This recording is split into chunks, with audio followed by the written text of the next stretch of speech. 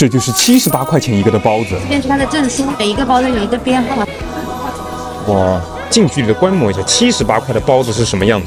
Hello， 大家好，这里是叶。现在是3月份，你们觉得我应该去哪？当然是带上朋友一起去扬州洗个脚了。当然是去扬州吃个早茶了。对，现在是早上凌晨5点，我们要起来去吃早茶了。听说他家得5点之前到了排队，不然就吃不上。我现在真的好困啊！快对我糟糕！Oh my god！ 不是不是，你要对我施展魔法，不是你来说这句话。真的好困啊！快对我施展一个不会困的魔法。糟糕 ！Oh my god！ 魔法怎么失灵了？从天黑等到天亮，看看这个队伍有多长，真的太不容易了。为了吃个饭，终于进去了。A5在吗 ？A5。这边都是一些传统的包点。这个是煮干丝，烫干丝，烫干丝。看这个热气腾腾的大包子，白白胖胖的。先吃一下这个蟹黄汤包，你看这个短短的，它还配了这个小吸管，可以插进去吸里面的汤汁。它这个汤包是里面几乎没有肉的，就全都是汤和蟹黄。哇，看到没？里面的蟹黄其实也没有我想象的那么多。汤汁一滴不能漏，剩下的皮就没啥吃头了。这个是3丁包，这个东西就是我从小吃到大的，它里面就是跟酱肉馅一样。然后我再来尝一下这个5丁包，这个夹起来有点破皮了，感觉这个好像里面的馅料更多哎。开口笑，你好，说不上来，我感觉吃不出太大的差距，它里面更丰富一些的感觉。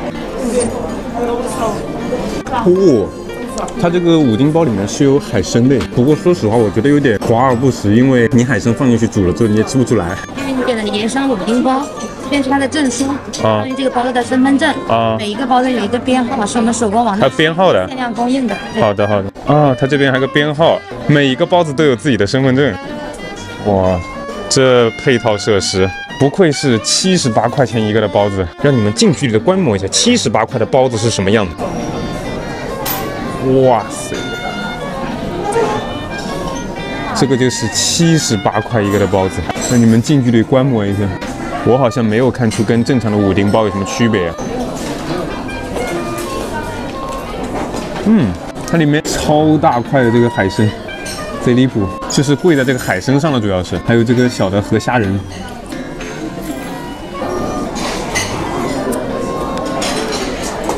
但是吃进嘴里好像并没有吃出太大的区别，甚至我觉得我们尝了3丁包、5丁包、盐商5丁包，我感觉这3种包子的差距并不大，就是它的材料会越来越丰富、越来越高端，但是你吃在嘴里的味道几乎都是一样的。所以你们觉得我今天这个盐商5丁包亏不亏？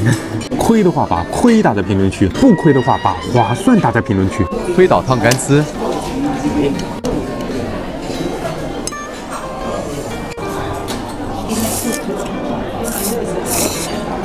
它这干丝好嫩哦，配上它这个酱油绝了，真的。